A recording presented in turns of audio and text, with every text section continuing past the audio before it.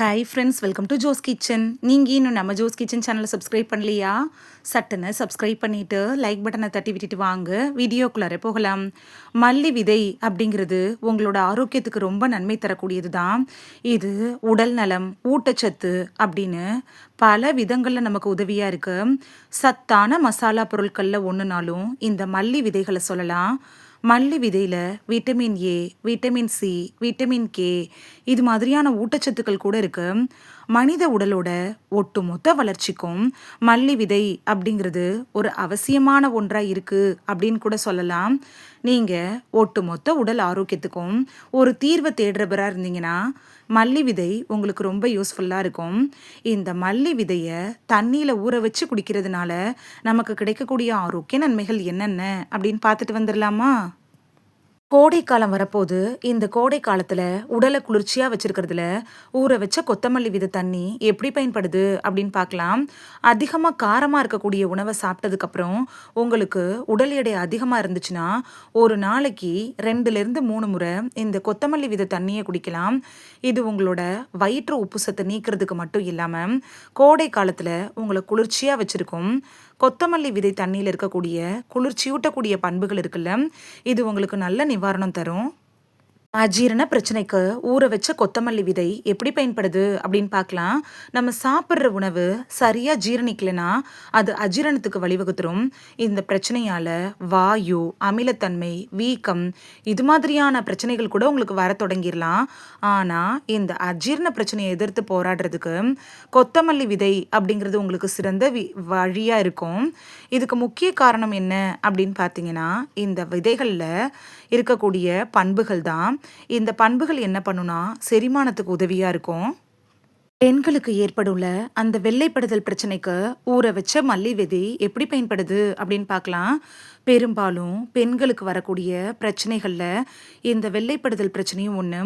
இந்த பிரச்சனை மாதவிடாய்க்கு முன்னாடி வரும். இது குறிப்பாக டீனேஜ் பெண்கள், நடுத்தர வயது பெண்களுக்கு பொதுவானதாக இருக்குது. சில நேரங்களில் இதில் துர்நாற்றம் கூட வீச ஆரம்பிக்கும். இந்த வெள்ளை வெளியேற்றம் அப்படிங்கிறது பெண்களுக்கு ரொம்ப எரிச்சலூட்டும். ஆனால் பெண்களுக்கு ஏற்படுள்ள இந்த வெள்ளைப்படுதல் பிரச்சனைக்கு கொத்தமல்லி விதைகள் அப்படிங்கிறது ஒரு சிறந்த தீர்வாக இருக்கும் அப்படின்னு கூட சொல்லலாம். இதுக்கு ஒரு கிண்ணத்தில் 2 டேபிள் ஸ்பூன் கொத்தமல்லி விதைகளை போடுங்க. அதோடையே ஒரு கிளாஸ் தண்ணி ஊற்றி நைட்டு ஃபுல்லாக ஊற வச்சுருங்க. மறுநாள் காலையில் இந்த தண்ணியை வடிகட்டி விதைகளை பிரிச்சுட்டு அதுக்கப்புறமா வெறும் வயிற்றில் குடிச்சிருங்க. இந்த வீட்டு வைத்தியத்தை ஒரு வாரம் நீங்கள் பின்பற்றினாலே போதும், நல்ல பலன் கிடைக்கும். நோய் எதிர்ப்பு சக்தியை அதிகரிக்க செய்கிறதுல கொத்தமல்லி விதை தண்ணி எப்படி பயன்படுது அப்படின்னு பார்க்கலாம். இந்த கொத்தமல்லி விதை தண்ணியில் ஆக்சிஜனேற்ற பண்புகள் இருக்குது. இது நோய் எதிர்ப்பு சக்தியை வலுவாக வச்சுருக்கிறதுனால ஆக்சிஜனேற்றிகள் ரொம்ப பயனுள்ளதாக இருக்குது. ஆரோக்கியமான உடலுக்கு ஆக்சிஜனேற்றிகள் அப்படிங்கிறது அவசியமான ஒன்று தான். வலுவான நோய் எதிர்ப்பு சக்தி இருக்குல்ல, இது நோய்களை எதிர்த்து போராட உதவுது. மாதவிடாயின் போது ஏற்படுற வயிற்று வலிக்கு கொத்தமல்லி விதை எப்படி பயன்படுது அப்படின்னு பார்க்கலாம். இந்த கொத்தமல்லி விதையை ஊற வச்ச தண்ணியை குடிக்கிறதன் மூலமாக மாதவிடாயின் போது ஏற்படும்ல அந்த வயிற்று வலியிலிருந்து சீக்கிரமாக நிவாரணம் கிடைக்கும். இரத்த சோகை பிரச்சனைக்கு ஊற வச்ச கொத்தமல்லி வித தண்ணி எப்படி பயன்படுது அப்படின்னு பார்க்கலாம். இரத்த சோகையால் பாதிக்கப்பட்டவங்களுக்கும் இரத்த சோகை வராமல் தடுக்கணும் அப்படின்னு நினைக்கிறவங்களுக்கும் இந்த கொத்தமல்லி விதையை ஊற வச்ச தண்ணி அப்படிங்கிறது பெஸ்ட் சாய்ஸாக இருக்கும். இது உடம்புல இரத்தத்தோட அளவை அதிகரிக்கிறதுக்கும் உதவியாக இருக்குது. உடல் எடையை கட்டுக்குள் வைக்கிறதுல கொத்தமல்லி வித தண்ணி எப்படி பயன்படுது அப்படின்னு பார்க்கலாம். இந்த கொத்தமல்லி ஊற வச்ச வித தண்ணி இருக்குல்ல, இது செரிமான பண்புகளை தன்னுள்ள வச்சிருக்கு. கொத்தமல்லி தண்ணி அப்படிங்கிறது பெரும்பாலும் உடல் எடையை கட்டுக்குள் வைக்கிறதுக்கு ரொம்ப யூஸ்ஃபுல்லாக இருக்கும்.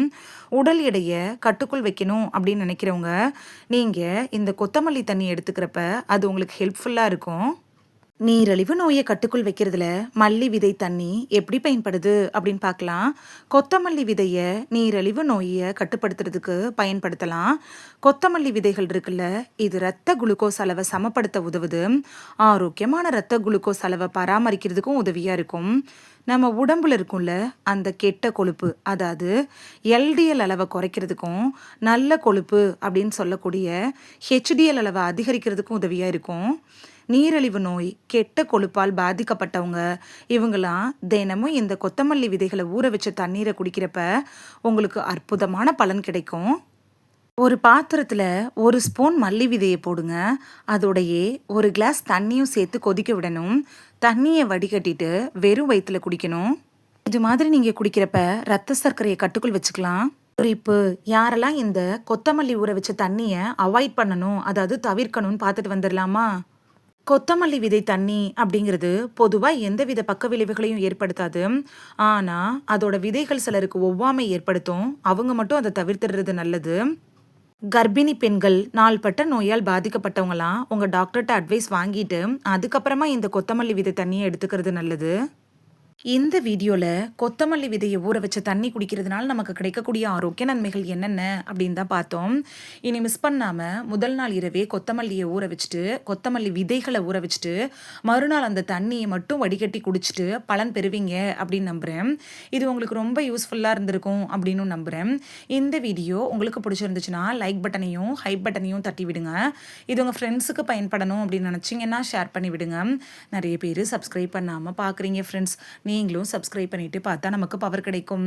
நீங்கள் சப்ஸ்கிரைப் பண்ணிட்டு பார்க்குறது இது மாதிரியான வீடியோக்கள் தொடர்ந்து போடுறதுக்கு எங்களை மோட்டிவேட் செய்கிற விதமாக அமையும் ஃப்ரெண்ட்ஸ். சப்ஸ்கிரைப் பண்ணுறதோடு மட்டும் இல்லாமல் பக்கத்தில் இருக்க பெல் ஐக்கானை கிளிக் பண்ணி ஆளுங்கிற ஆப்ஷனை கிளிக் பண்ணி வச்சிட்டிங்கன்னா நாங்கள் வீடியோ போட்ட உடனே நோட்டிஃபிகேஷன் உங்கள் செல்ஃபோனை வந்தடையும். நாளைக்கு வேறொரு ஆரோக்கியமான பதிவில் சந்திக்கலாம். Thank you, by.